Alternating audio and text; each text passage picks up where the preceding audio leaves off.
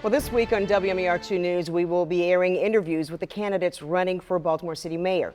Each of them sat down via Skype with Christian Schaefer from Good Morning Maryland.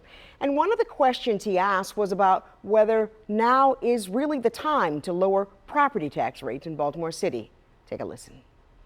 The property tax in Baltimore City, it's more than twice what it is in any other jurisdiction in the state.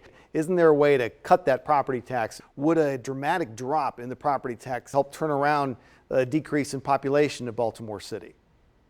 Yes, we think it will, but it's not just that. You also have to have leadership with a vision that is tackling the issues that are driving people away or keeping them from coming. Someone who understands that you have to, as mayor of Baltimore, as the only elected official in the city that the police department responds to, have a plan and an action plan for dealing with violent crime in Baltimore and understand that it is your responsibility. We should be focusing on income creation in the city to become less reliant on the property tax. This comes back to the economic development plan that I want to run to drive job growth in Baltimore, to improve people's lives, their income, and their financial security. One of the things that I have committed to is exploring, which I've been doing, a responsible path to reducing taxes. There are other people that are going to tell you we're doing it on day one, and they haven't changed the thought process since the beginning of this year before COVID-19.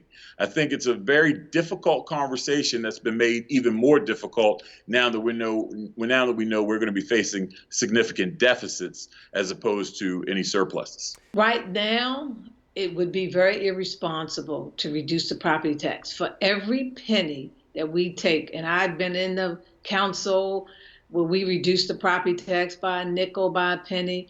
But right now, going through this recession, we have to come up with a long-term plan, because for every penny that we reduce the property tax, that equates to $400,000. So when you equate that and you add up every penny that you reduce, you ultimately going to have to cut drastic services in city government. We have a rainy day fund. We have a AA bond rating, not because they're trophies to be boasted about on the shelf. They're assets to be used. And if you're not going to use them now, I don't know what you're waiting for. This is a once-in-a-century global pandemic, and our leaders are talking about it like it's a bad baseball season. It's ridiculous that we've been so irresponsible in the past, and a competitive tax rate, responsible injection of stimulus money, a strategy that rebuilds our economy is absolutely critical and absolutely possible. Well, we've been cutting the property tax rate since I've been on the council. We've been cutting it 2 cents every year except for this year.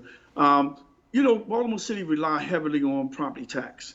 And we need to have the state to do one tax so that Baltimore City can lower its tax rate and we can attract people back to the city of Baltimore. We have much longer versions of the candidates' responses to that question on property taxes and also several more topics. I asked them a couple different questions about crime in Baltimore, including how they might help the police department come back from the gun trace task force scandal. You can find the candidate you'd like to know more about and then click on their answers to the questions on our website, wmar2news.com.